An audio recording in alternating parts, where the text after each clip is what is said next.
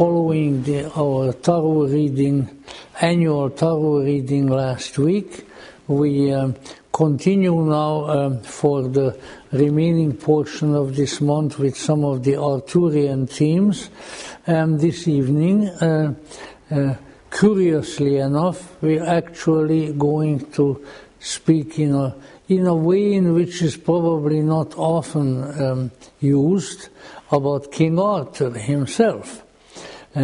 So here we had all the others, and we'll have a very interesting one, very unusual figure of the Arthurian myth next week.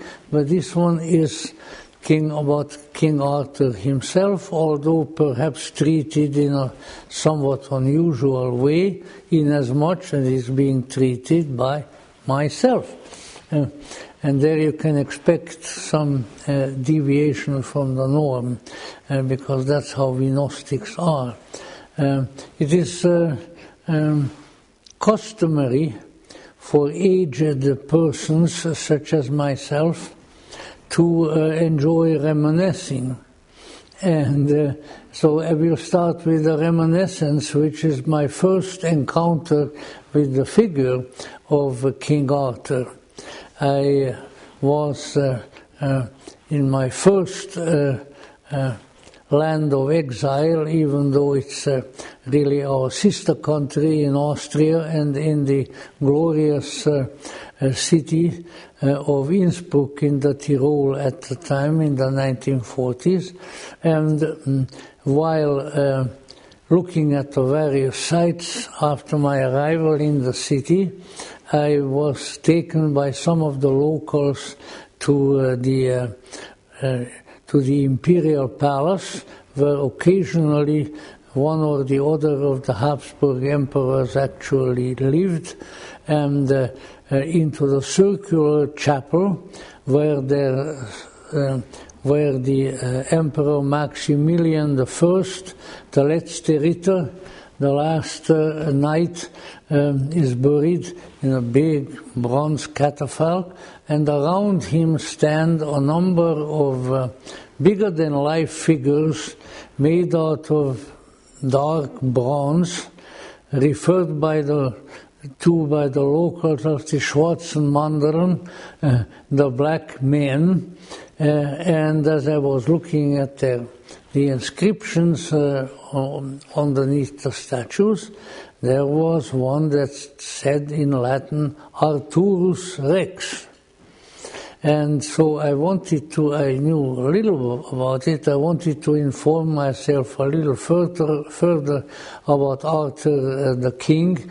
And so then I looked at a plaque that was nearby, which was a little longer, also in Latin, saying Arturus Rex Rexque Quondam Futurus, Arthur, the once and future king. And so that really intrigued me considerably, and I continued to make various attempts to inform myself, and rather soon I came to the conviction that, as so often in figures of this sort, we are really less concerned with the possibility of their historical existence, sometimes back in time, but rather we are concerned with their perennial existence in an archetypal quality, which indicates that they stand for something that is beyond historical existence, and that really comes from the depths and the heights of existence, and the depths and the heights of the human soul itself.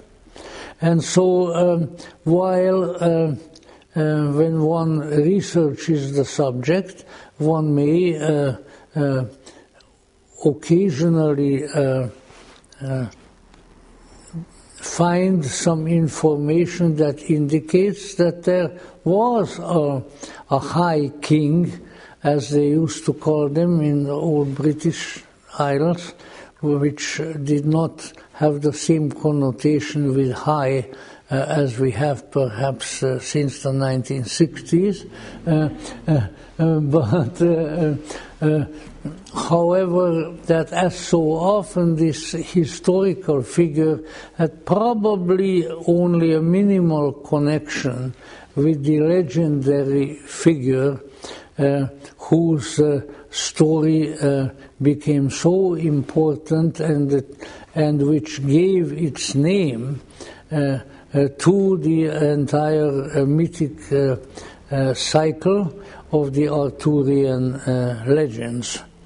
And we need to keep in mind in that regard, High King and so forth, that in ancient Britain the term king carried a different connotation than in a modern country, or in modern Britain for that matter.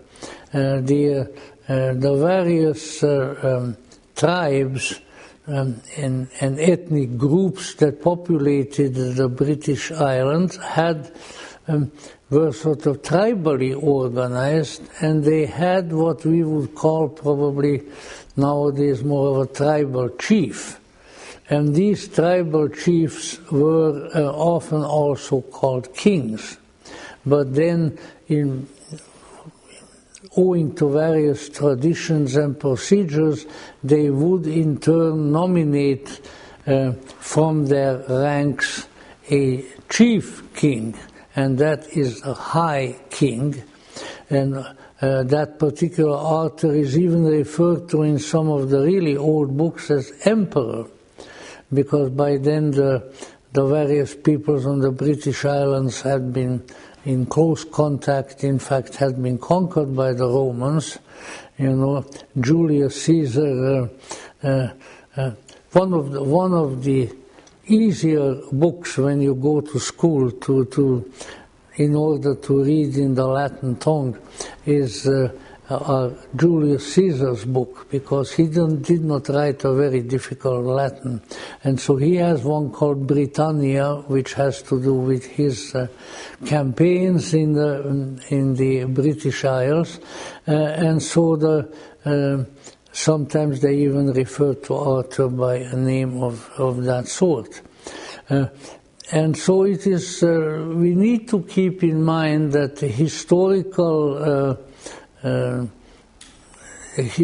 the existence of a historical figure in the back of a myth, a legend, is not unusual, and in no ways does it detract from the mythic significance which we try to investigate, and which of course usually has a great deal to do with what I refer to as the intrapsychic meaning, the intrapsychic force of a mythic figure, which means that when we contemplate such mythic characters, beginning with the ancient gods, we can discover that they have a relationship to certain faculties, to certain principles, to certain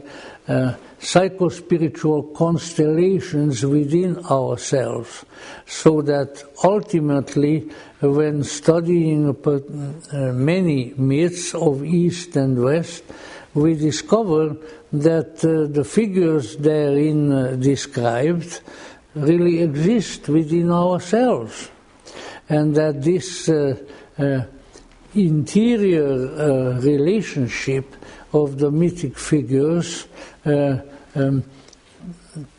to our consciousness is really the ongoing reason for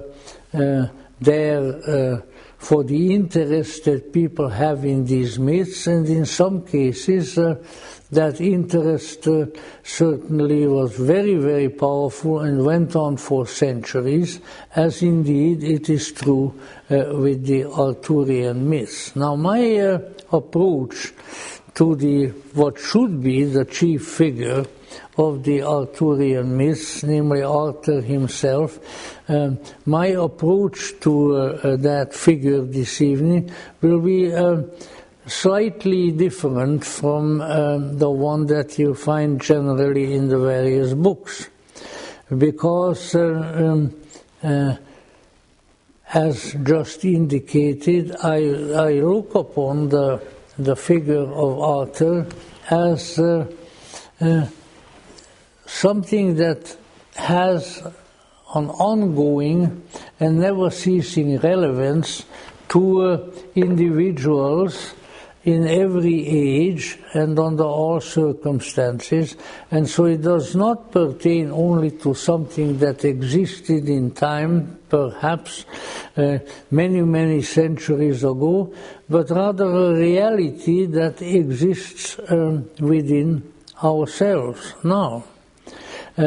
And also it is, in that regard, it is worthwhile to observe that in the midst of the descriptions, and some of them are very voluminous, of the stories of the various members of the Round Table, the various knights who are there, and some of whom we dealt with already, one of whom we will consider next week, and also the ladies, the queen, and the various other ladies who appear in the Arthurian myths, we find that compared to them, the story of Arthur, as it appears in those who are the chroniclers, French, German primarily, really there is far less elaborate description of their stories than, or rather far less elaborate description of the story of Arthur than of many of the other knights. And one wonders why that is the case. However, I think the reasons for this circumstance reveal themselves in Arthur's story itself, some of which in connection with Merlin we have already considered, but which I will mention again. And this is the remarkable circumstance that from the very beginning, even prior to his conception even, and of course subsequently his birth, he appears in a very unusual light. And this unusual light is a magical, a transcendental, an occult light of a magnitude which really does not occur, at least with such power, concerning any of the other persons who appear and people who appear in the Arthurian myths. And that has only one reason. We have already spoken about that figure, but it's worth recalling again, and that is Merlin the magician. Arthur is neither more nor less, but the creation, we might say, the magical recreation of Merlin. Without Merlin, there wouldn't be any Arthur. And as you may recall, that has to do with the circumstances even prior to his birth, wherein we can discover some important mythic themes. There, I will not recount all the names at this point, we already mentioned it once. Let's just say there is a kingly lord who is not a very pleasant character. In fact, he emerges from the myth as a usurper. He occupies his position not by way of the legal circumstances which should prevail, but rather he has elevated himself to that high position purely in order to advance himself. So let us say an egotistical character. Now in order to recall the story a little bit, he has a singularly appealing and beautiful wife, and there is another ruler who, shall we say, has a great deal of interest in this lady. And Merlin, with his magical powers, discerns that this suitor would be the best father for the once and future king whom he, Merlin, magically is trying to bring into the world. And so he designs a scheme whereby the suitor it changes his form into that of the husband, and that way is admitted to the castle and indeed to the bedchamber of the queen herself, and the queen is impregnated by this outsider rather than by her husband, with the magical assistance and with the magical plan that Merlin designed for them. Because Merlin wants to bring into the world a very unusual being, and that will be the once and future king, who will be the paramount king of the realm, and whose figure will stand as a representative of royalty and of, let's say, the transcendentally infused royalty for ages to come. And so Arthur is born as the result of the magical activities of Merlin, and remains in many ways for a very long time in the myth, in the story, well, let us say a sort of being who is accompanied and overshadowed by the figure of Merlin the magician all throughout his life. Of course, it is Merlin's doing that the sword Excalibur is discovered, and that Arthur, with the assistance of that sword, shows himself to be a person of great magical power, because he's able to withdraw the sword from the stone, and various other signs and wonders which qualify him to become the king, and which sort of designate him as a very unusual and as a very special person. So I think at that very point we might stop for a minute and try to evaluate as to what this curious mythic circumstance really indicates to us. Let us say we also, like the kingdom that becomes Arthur's kingdom subsequent to him assuming the throne, that we also are a kingdom deserted, a kingdom without its true king.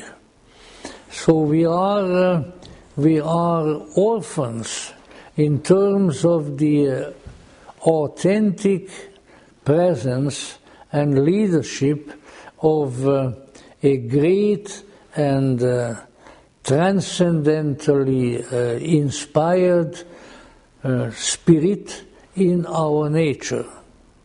And this, of course, is a difficulty.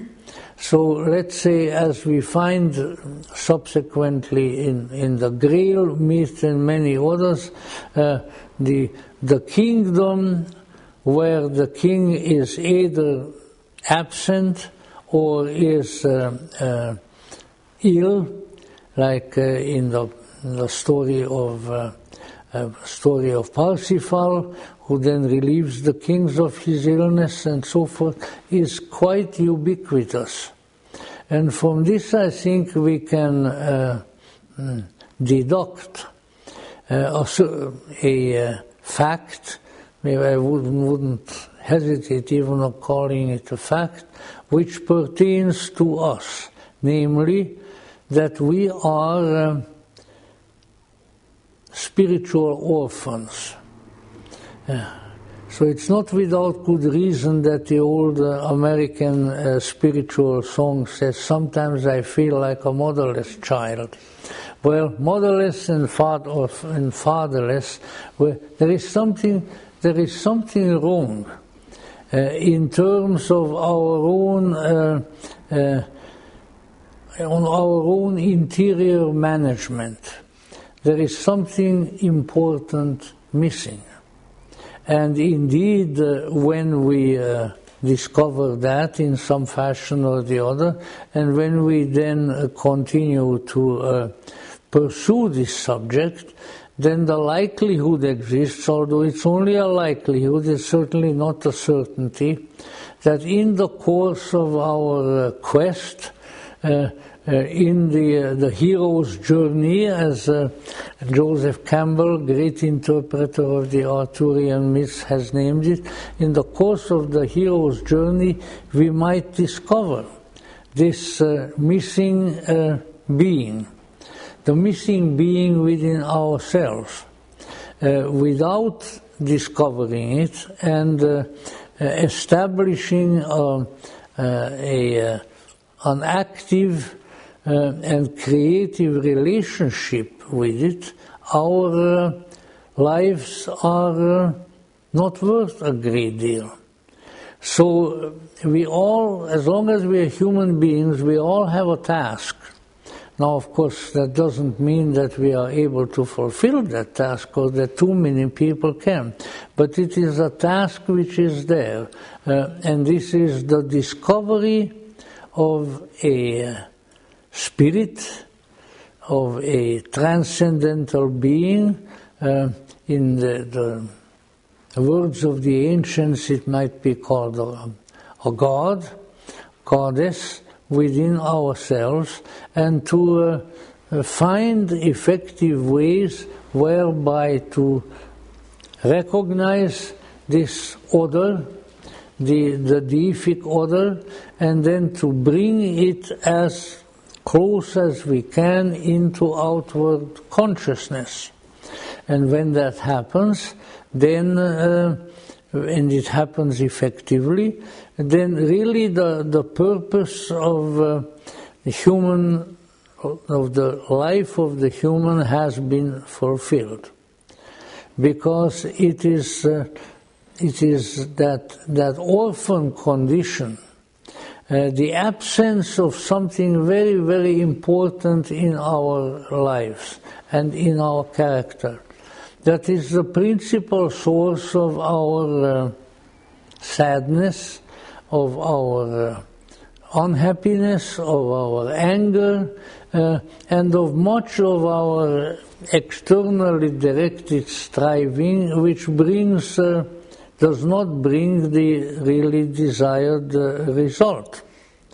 And therefore this is a very, very important matter, a very important issue, and it may be said, I think without exaggeration, that a very large number of the myths, of the sacred scriptures, which is, after all, the same. Joseph Campbell always said, to the great discomfort of some religious people, that the Bible is a myth. I was discussing such comments of Campbell once in Dallas at I don't know if it's still there. There was a Dallas Institute where Campbell was teaching at one time too.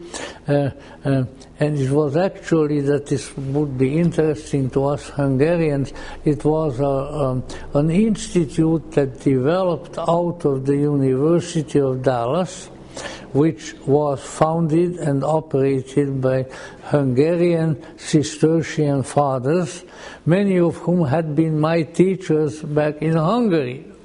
So, you know, the Hungarians are everywhere. You can sell them short. But it was an interesting place. They invited me there, and Campbell was no longer there. Campbell lived and taught there also for a considerable period of time, and they indicated that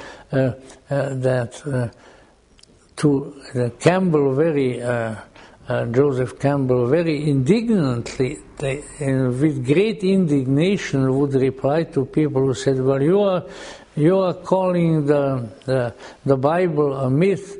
He says, "That's the greatest compliment that I can pay to the Bible," he said, because two people like the great mythologist Joseph Campbell and his teacher Heinrich Zimmer, and for that matter Mircea Eliade, and all this sort of early and mid-20th century school of mythology really regarded the mythic heritage of humankind as one of its greatest treasures.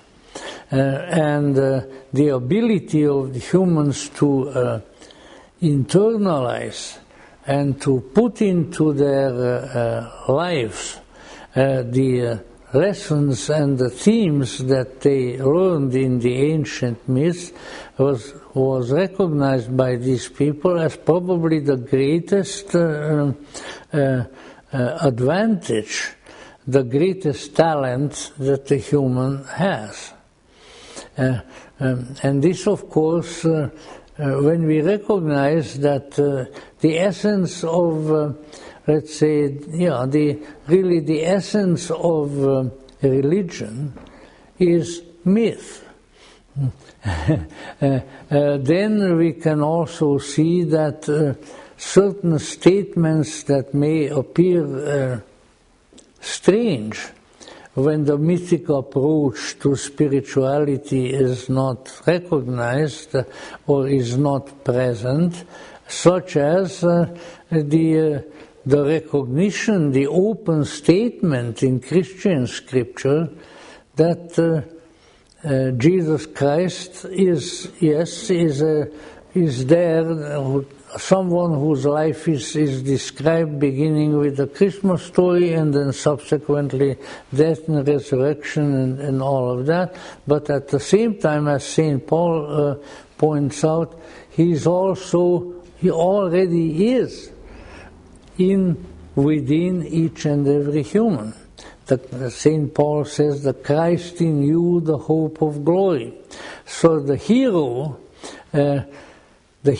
is the being that has come in order to take possession of us, of our personality, and to bring forth from the shadows, which no doubt C.G. Jung would call the unconscious, would bring forth that hidden and yet extremely important being, the being of promise, the one whose presence would set a great many and perhaps all of our difficulties and problems aright, and who would literally become our inspirer, of our teacher, and our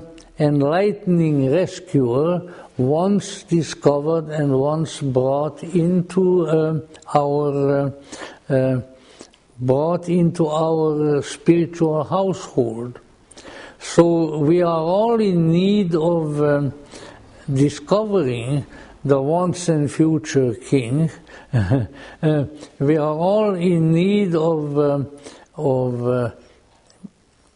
receiving the presence and the ministrations of a spiritual hero and interior ruler and redeemer, who may be brought to us, and then I'll say a little bit more about him, that may be brought to us by magic.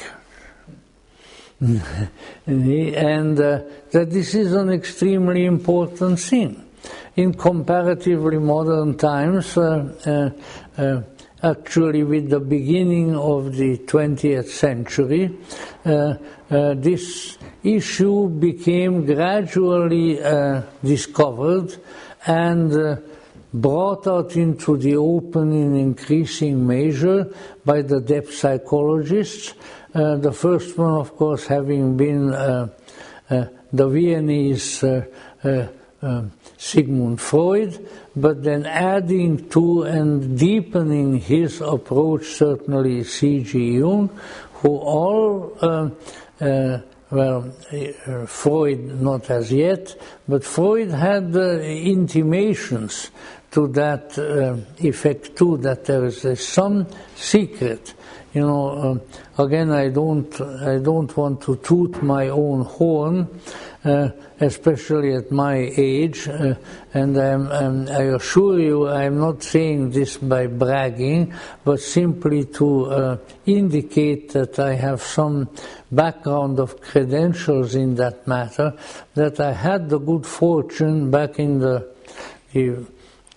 late 1950s and early 1960s to have had a job as the literary researcher of one of our greatest historical novelists of the time, Irving Stone, and the time that I was working for Mr. Stone was when he wrote his historical novel, or the novelized history of Sigmund Freud. And of course I came in a little bit handy because I knew German. If in fact when Mr. Stone eventually went to Vienna, and so I had to teach him German and some things about the geography of Austria and things like that. And let me tell you, a brilliant man, one of the most brilliant men whom I have ever met, but he was not a genius with languages. To try to teach him German was one hard job. And it, you know, people, the talent for languages is a very special one, and not everybody has it. But let's say in course of that work, I was obliged for my daily bread and butter. The Doubleday Company paid my paychecks. You know that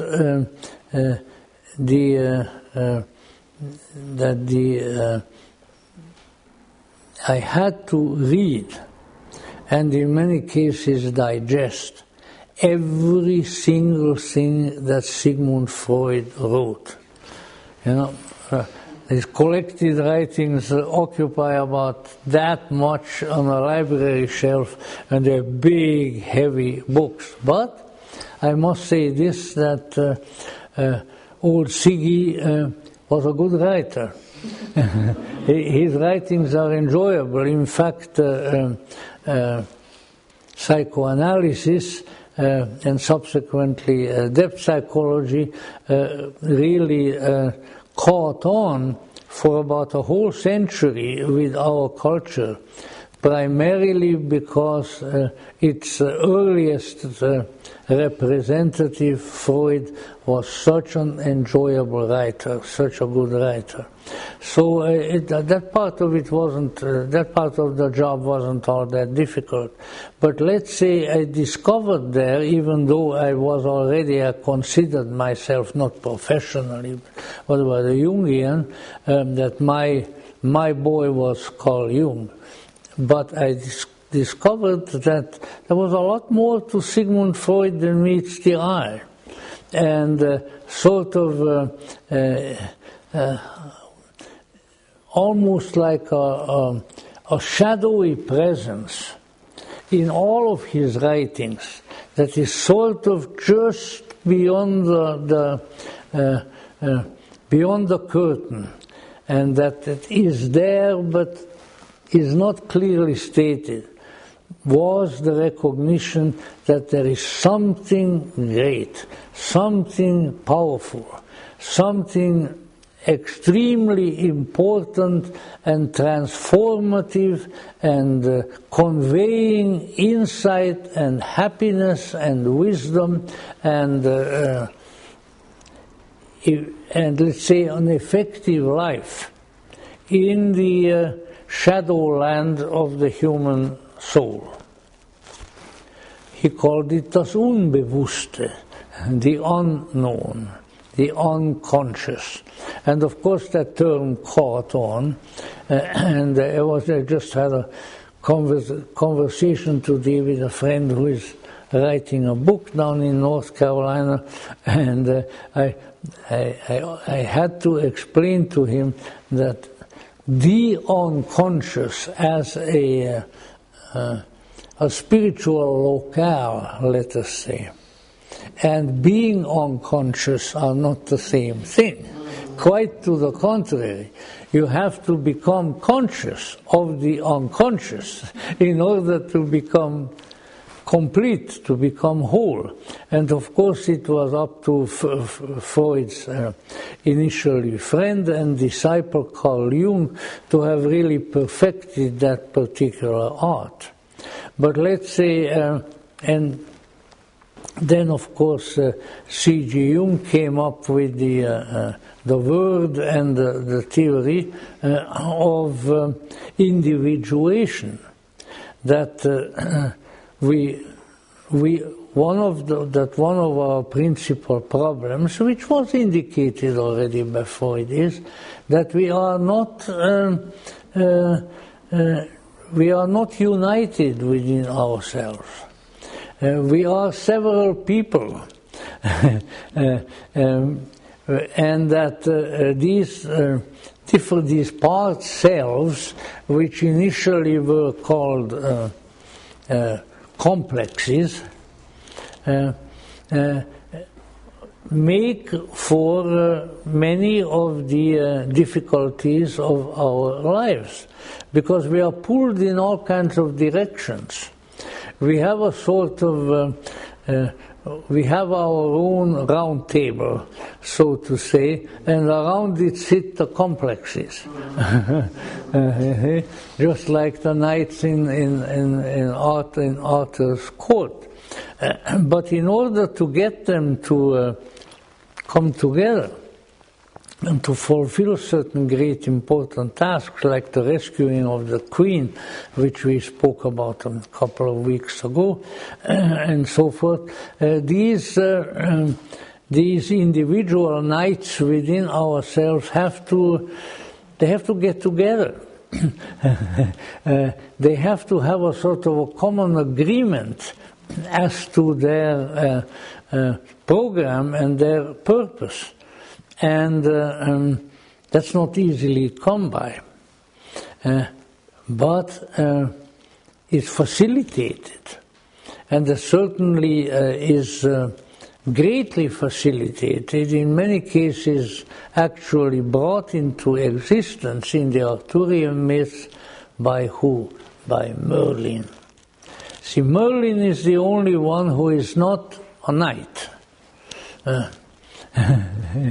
He's the magus, he's the magician, he's the wizard.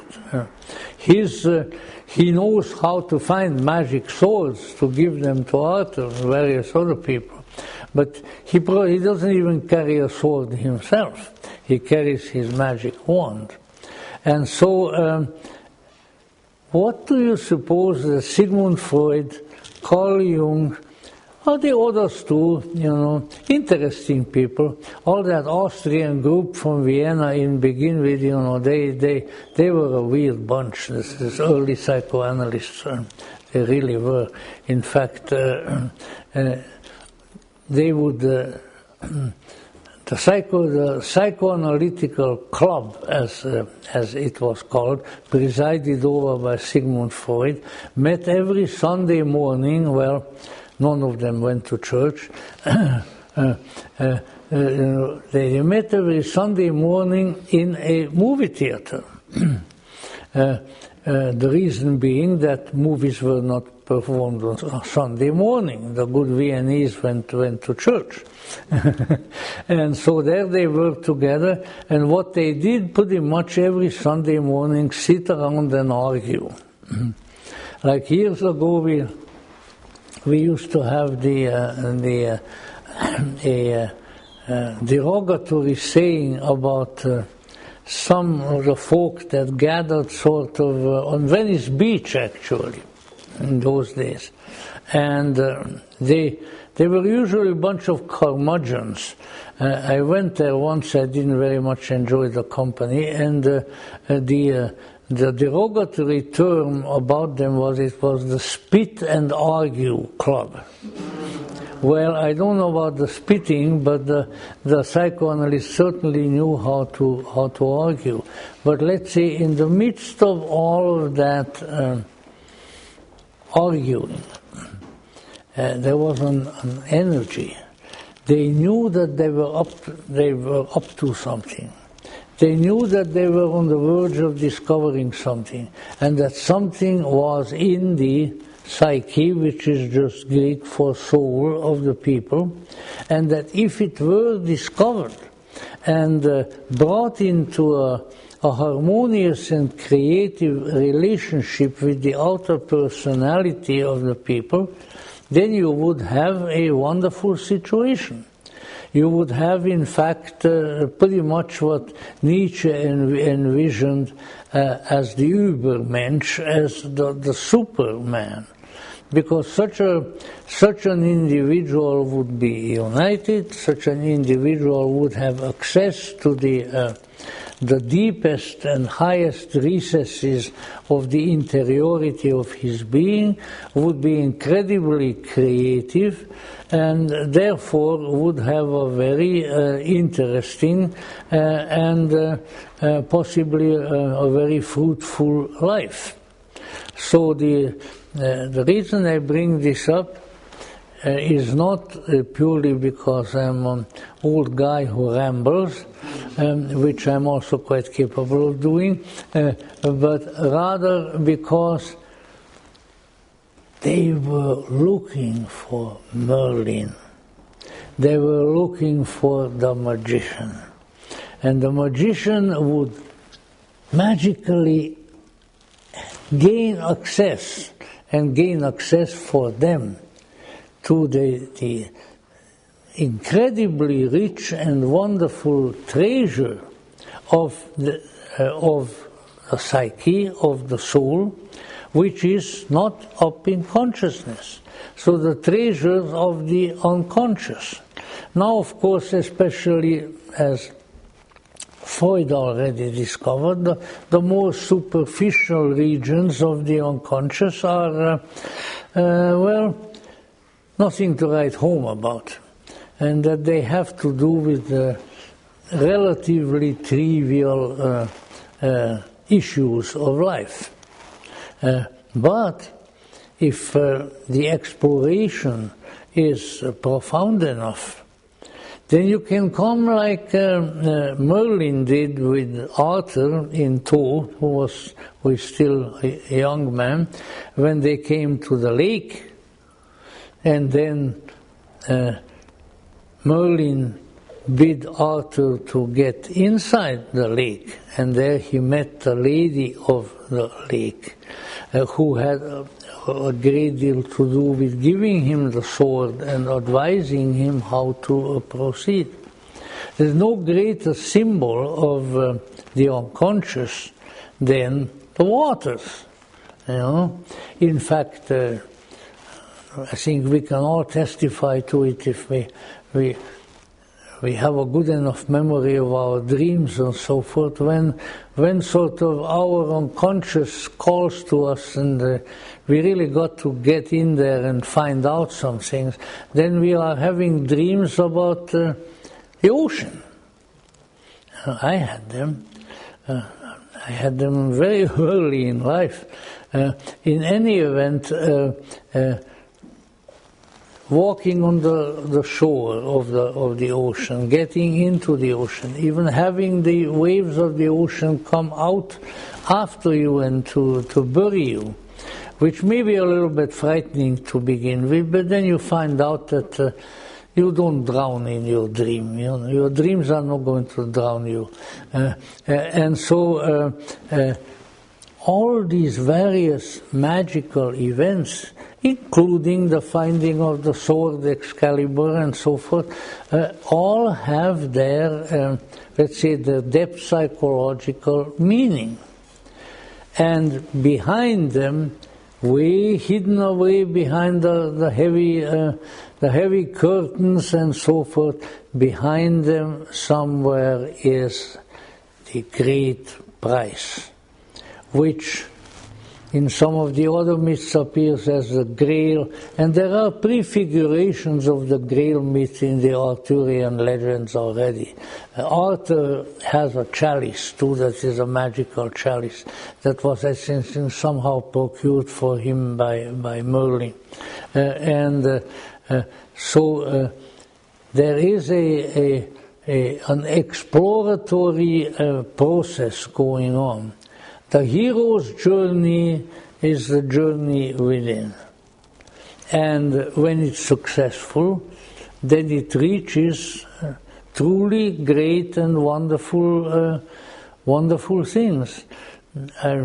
I often felt that one of the greatest historical metaphors, at least to me, because I'm also among other things, I'm also in love with ancient Egypt, but was the famous discovery of the tomb of Tutankhamun, where Lord Carnarvon, who was the head of the expedition, and the Americans and various others. So the American gentleman found a crack, found a hole in this wall, looking in, and Lord Carnarvon and the others all gathered around him, and he looked, and he was able to look into the tomb. And so they asked him, "What do you see? What do you see? What do you see?" Howard Carter was the American archaeologist, and Carter, with a faltering voice, completely overawed, said, "Oh, I see wonderful things. I see wonderful things," because that was really a very, very wonderful find. That's the kind of exploration. And when we gain an insight for a minute or two, or maybe for a longer period of time, into that interior chamber, then we also perceive that there are wonderful things there, and that if we establish a creative contact with these wonderful things, then they can redound very much to our benefit, but to our benefit in a transcendental, in a spiritual sense.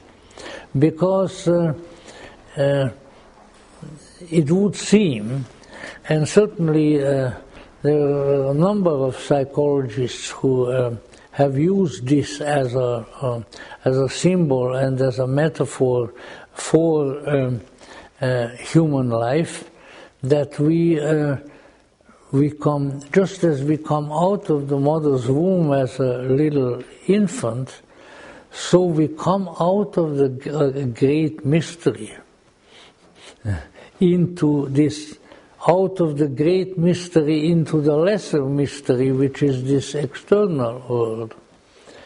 But we don't come out without some memory. We don't come out without some connections, some contact, which we may enliven. And I would venture to suggest whether, well, while this is a very grandiose statement, that this is really what all functioning religions are all about.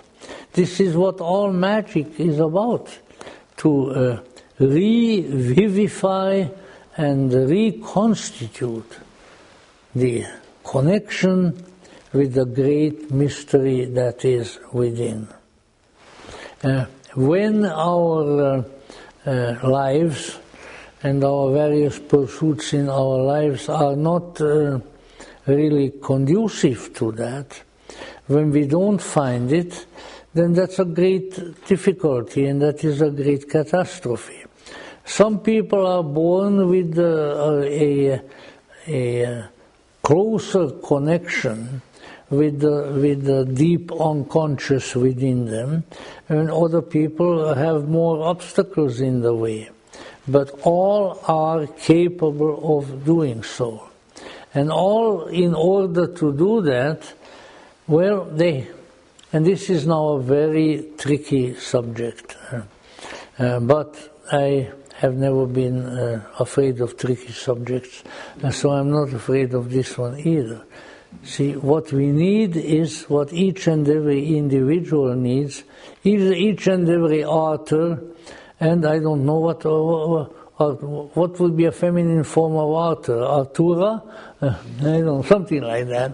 And each author and each authora needs a Merlin. Without a Merlin, it's very difficult to do. Now, the Merlins are not all like the Merlin in the Arthurian myth, or the way we imagine him. A big pointy hat on and a great big beard and the fulminating magic wand and things of that sort. But let's say if we live as we ought to, then we all can be Merlins to each other. And since we can all function as Merlins to each other, that means that somebody is acting as a Merlin to us. Now, certainly there are special occasions. There are magical personalities whom we are likely to meet in our lives, because they're around. But you have to have the eyes to see them.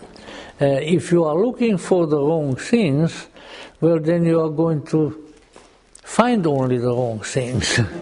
But if you are looking for an influence that stimulates insight and transcendence within you, that stimulates magic within you, then you are at the right point. But we should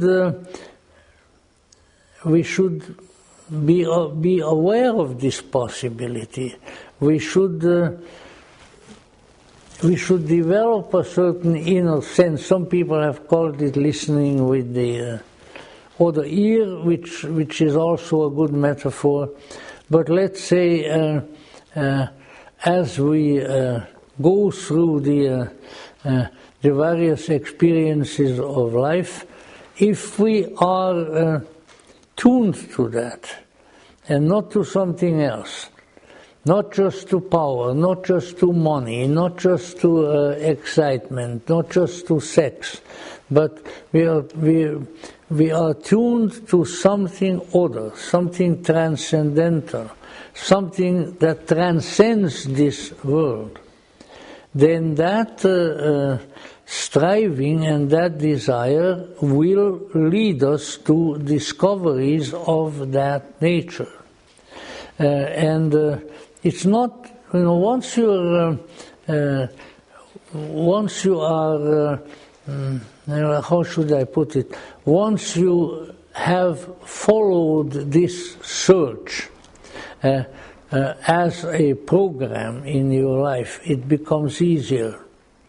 Again, I don't want to brag, and I know other people who do that better than I. Can you imagine? But let's say I have had the experience, and other people who are doing similar things to myself had it even more, that you are in a room full of people, maybe like we are here now tonight, or under other circumstances, and in that group, somebody there is a light, there is a flame, there is something flickering, there is like a lightning bug that lights on somebody. This is one, that is another one.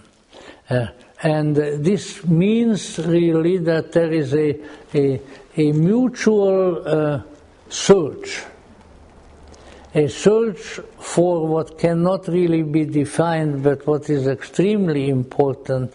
Exists this mutuality between yourself and that person.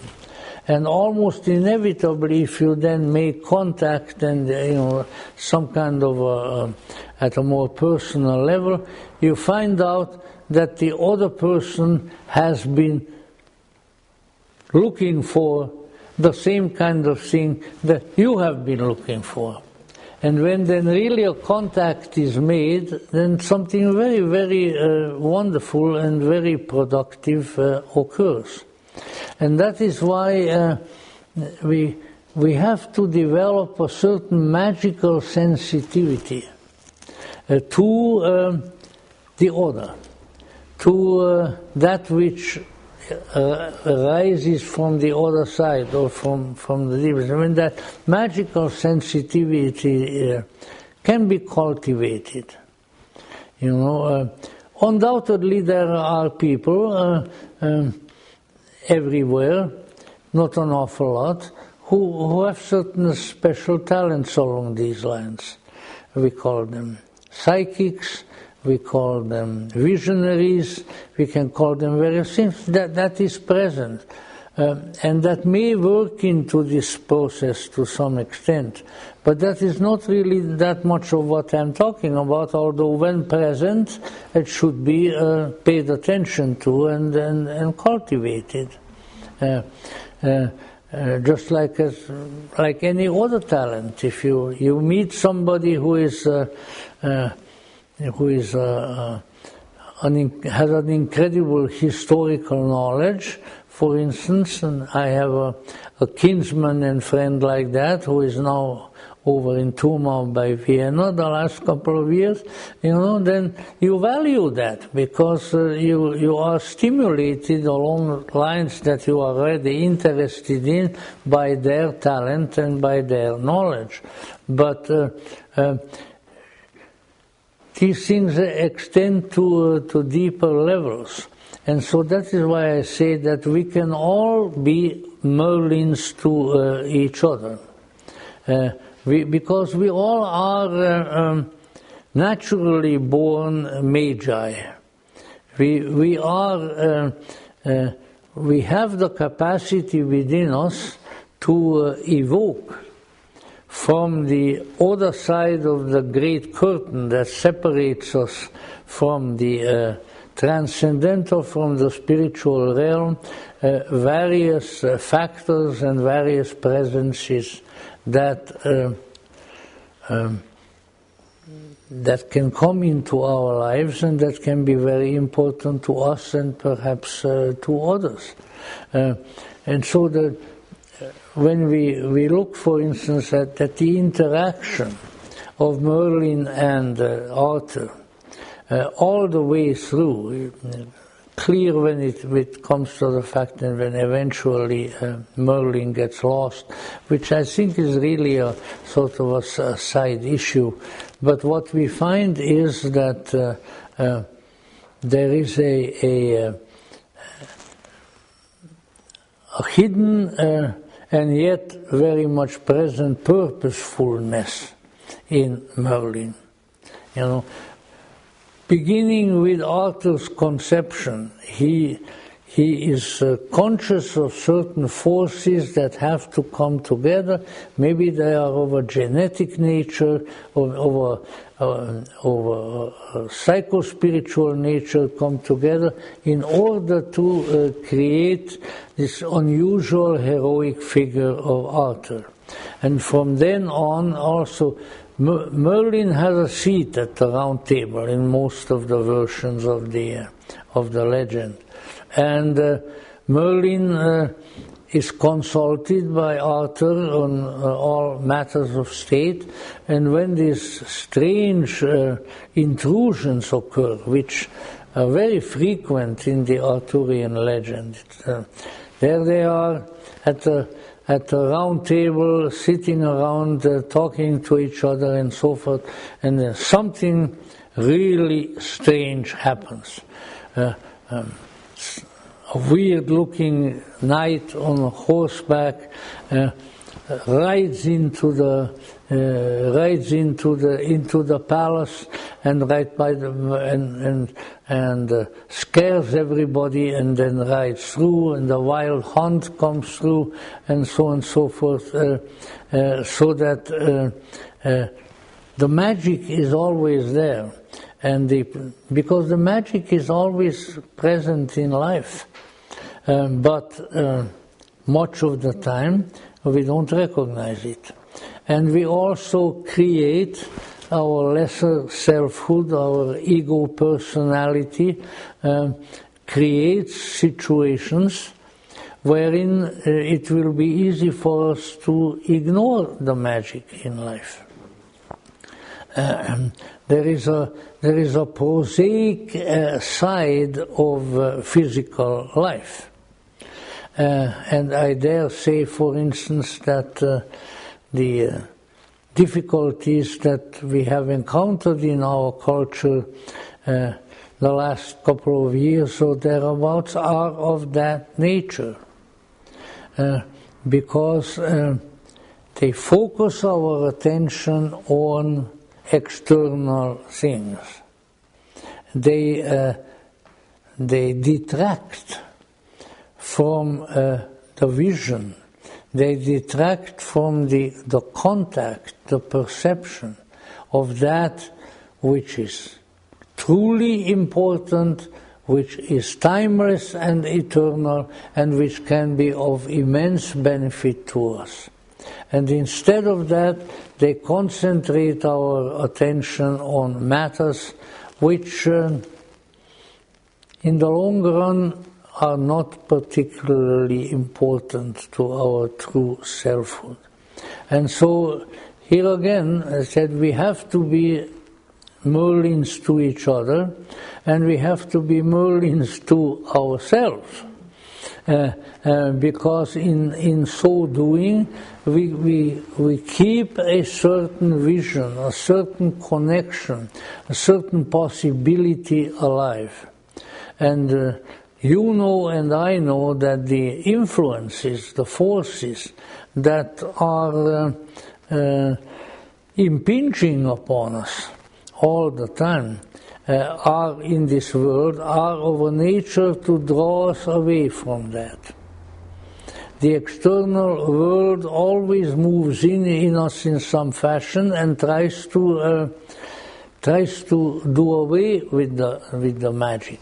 So if we are going to find the once and future king, if we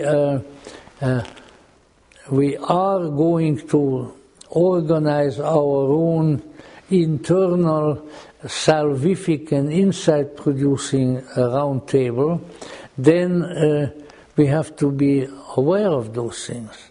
We have to develop a magical sense as to what is important, what will be ultimately to our spiritual, transcendental, psychological benefit, and what will not. It's just like it has been said that one has to have one's own sort of radiation detector.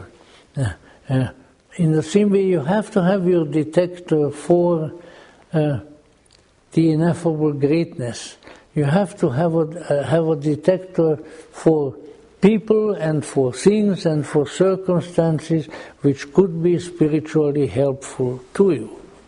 And if you have that, then exercise it, because we all have that particular potential. So now maybe I have been sort of talking around beating around the bush.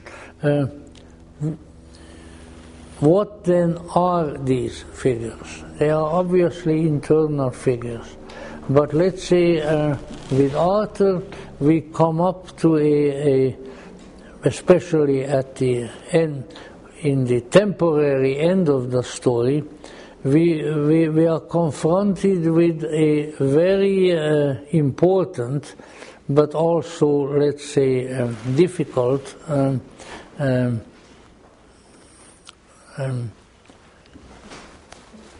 psycho-spiritual mystery, and that is that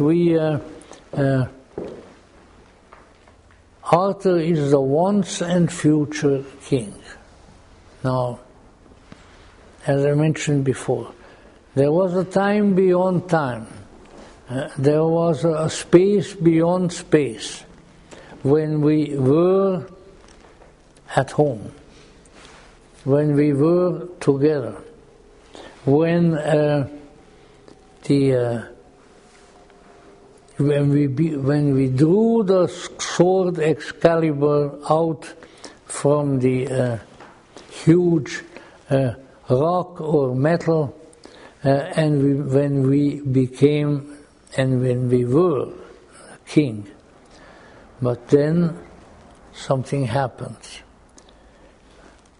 Arthur doesn't really die, but he is in battle, he is wounded, some people think that he dies, and ultimately he is taken by his companions to to a mysterious, magical island where he is laid in the grave, and where the inscription is, "Here lies Arthur, the once and future king." So this is let us say, the symbol of a certain kind of resurrection. We all have within us a tremendously important, a terribly magical, a terribly accomplished, wise and holy being. But it has been laid to rest. But not to remain at rest forever. It was there once, it has done miracles for us once, maybe in another existence, maybe in another world, maybe in other aeons, as the Gnostics said, and we have a memory of that. We know that we have somewhere hidden away a glorious and wonderful and wise and magically accomplished being, consciousness. And we know that it must come forth and manifest in our lives. But in order to do that, we have to learn also how to push away from certain circumstances in the world. We have to recognize that we are not here in order to be rich. We are not even here in order to be healthy, although certainly it feels better to be healthy than to be sick. I must admit that.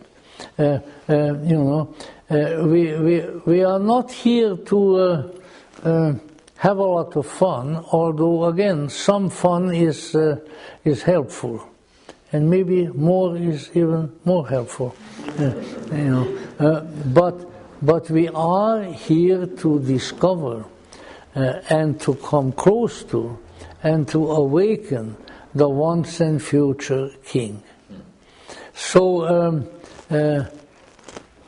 what can we like to have very clearly outlined programs for these things, 1, 2, 3, how to go about it, and then when the time comes when they still don't know how to go about it.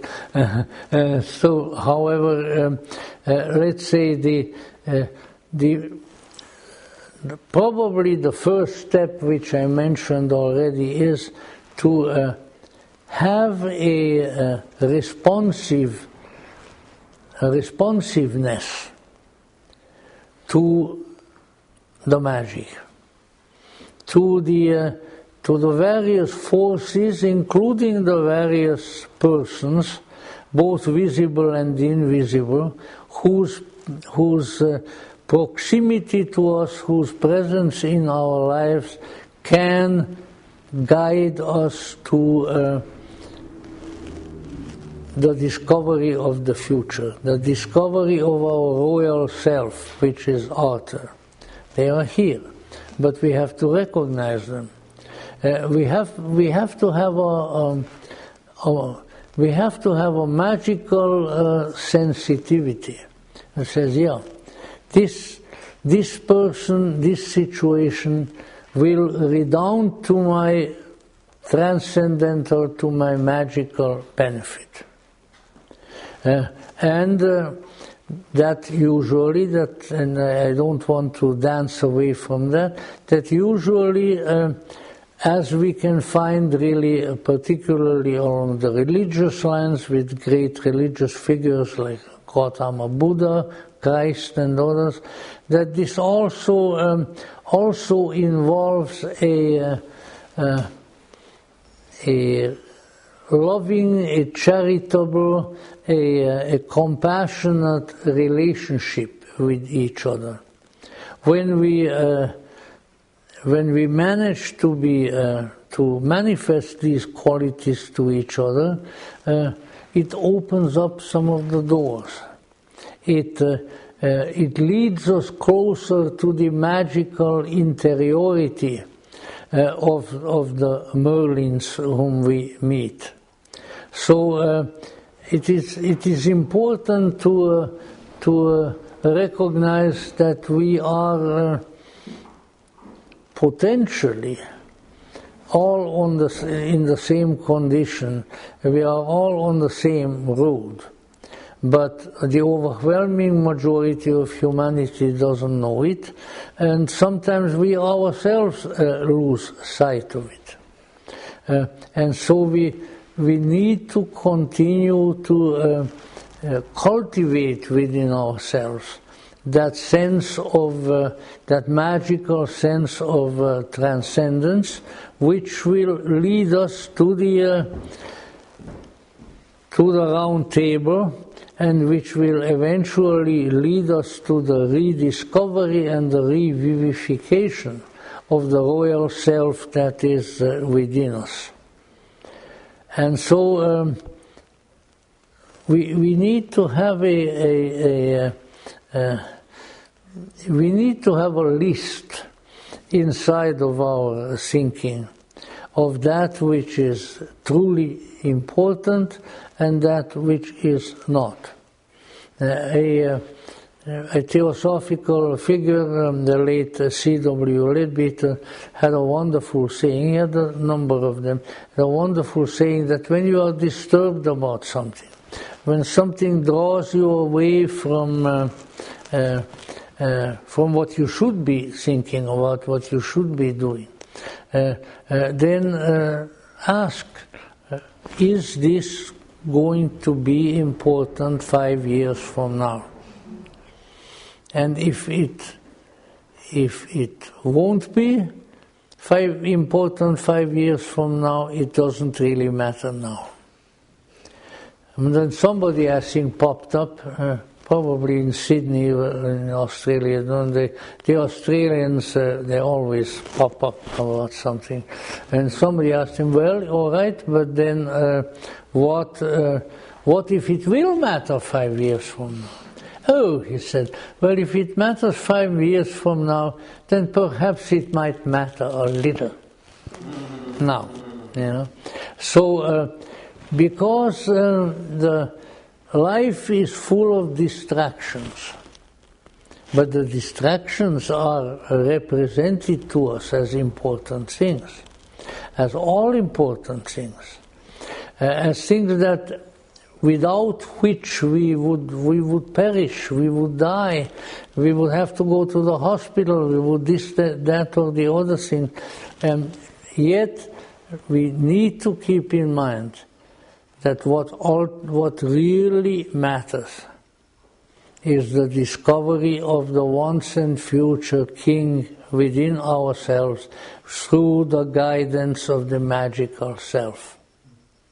What good is it if you live on and on in this world and no sickness and touches you, and no car runs you over in the street, and no rattlesnake bites you when you go into walking in the Hollywood Hills? What good is it if that's all you have? And yet these preoccupations and fears and their kith and kin have an incredible power to drive that which is truly important, which is truly helpful, out of your consciousness and out of your life. And so what is to be done? The mystics generally knew what to do. That's why they were mystics, you know. Saint Teresa of Avila, the great Madre of Spain, one of her sort of abbreviated famous sayings that all things are passing, all things are going. There's one thing that remains, and that's the divine. God alone endures. And that God who endures, maybe that God is the once and future King. Maybe that grave on the sacred island of Avalon, after which the island, the city in Catalina Island over here is named, you know. So there have been some people who like the Arthurian myth who were naming things in Catalina Island, which is actually quite a nice place. But anyway, maybe that sepulchre that holds the once and future King, maybe it is the same as the Holy Sepulchre at Easter time. Maybe it is the same where the seemingly dead, the deceptively dead-like God is laid, but only to rise from there again, and from there to continue to inspire and to bless and to transform and to offer himself like the offering of the bread and wine to those who are ready to partake thereof. So we need to develop a sense of what is really important. And most of the issues that are brought to us by the world and by the God-blessed media and things of that sort, these are not important. But there is something that is important. There is something that is stirring. The resurrection is announcing itself. The once king is becoming the future king. But we have to be there and strive for it and fight for it and do about it and think about it and feel about it and induce our spiritual selfhood for it, because if we do that, we have been assured again and again, in east and west, in north and south, whether it was Krishna or whether it was Buddha or whether it was Muhammad or it was the Hebrew prophets or the Christian Savior, they all have assured us that we have that potential, that we can be enlightened, that we can be rescued from meaninglessness, from darkness, from sadness and from sorrow, that the means of that rescue are present. And they are present because they are the accompanying signs of the once and future king. And I would say that certainly one of the ways in which we can cultivate our closeness to this ineffable greatness is by being affinitized to myth, being affinitized to poetry, being affinitized to the inspiring and exciting and transformative aspects of existence that can come to us in this world if we are ready for them. We have, all of us who are here this evening have, in our own ways, over the last few years, gone through much affliction. But let us say, those afflictions have an end. They must have an end. And where they end, there the real kingdom begins. Where they end is Arthur's court. Where they end is the round table.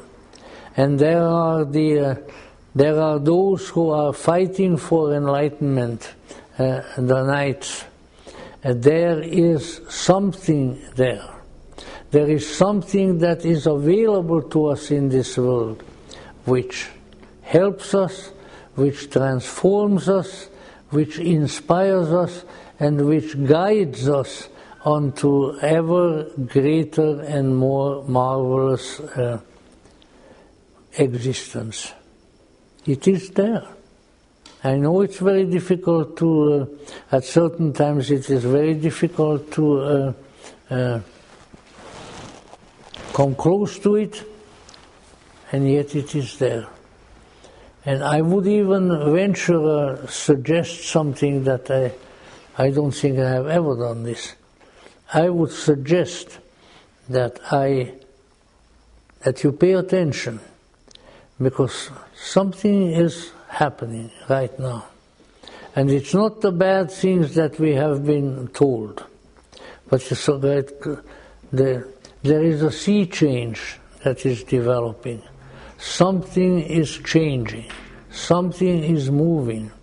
There is someone there who has grabbed the sword in the stone and who is moving the sword out of the stone. How long it takes for the sword to come out of the stone, how long it takes for the miracle to happen, that cannot be discerned. It cannot be discerned because it involves an element that is a very great difficulty in this world. It's called time. Time, so the Gnostics said, is a counterfeit of eternity. And like all counterfeits, therefore it has great difficulties. So you may recognize something as the future to be coming and taking place. After all, we all tried to look at some indications of the future just a week ago, Friday. We all may be inclined to that. But while there may be shifts of time going this way or that way, there is something taking place. I feel it, I think it, I know it, and that this change is going to be a change for the good, that this is going to be a change for wisdom, and it will be, as the prophet Mani of Persia, the great Gnostic prophet, said, that the ships are moored at the harbor. When we get into the ships, they will take us to the right place. But we have to be there. And we have to not be distracted by the clamor, by the how should I put it, by the corrupted and managed and distorted news of this world that we are being fed. And we are being fed often with the purpose of becoming such that we are no longer ourselves, that we don't have that liberty, that freedom that comes from the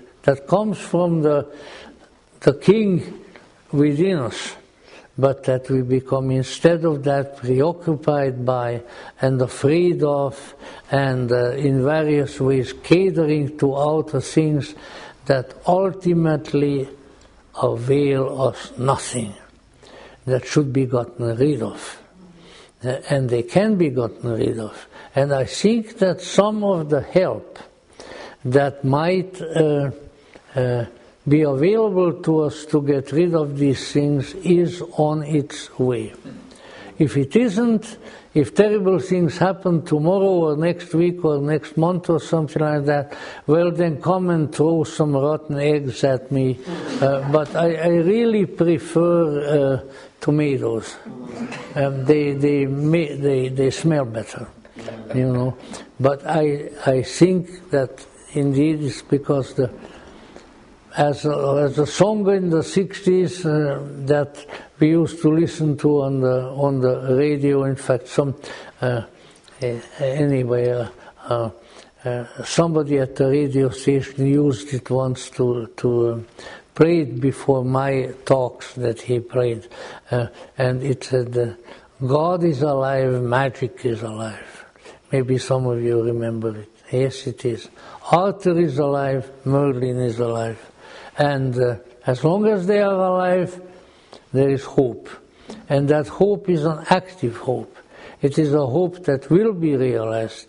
That is a hope that I think most of us in this room will experience and will rejoice over and welcome. And the ships are moored in the harbor. And one of the places that they will take us is the Magic Island, the Magic Isle of Avalon. And there is the great catafalque, the great bronze coffin, very similar to the one at the chapel in Innsbruck, which bears the inscription, "Here lies Arthur, the once and future king." We have a future. We have a good future. We have a future of enlightenment. We have a future of glory. We have a future of bliss. We have a future of a real happiness that nobody can take from us. And we are moving toward it. And we are moving toward it because we know where the once and future king is and how to get to him and how to help him to rise from the tomb and to once again magically conquer us, conquer the world, and restore the transcendental, the celestial kingdom, which is ours, of which we are the subjects, and which is coming. It is coming, it is coming. I assure you that it is coming, and thank you very much.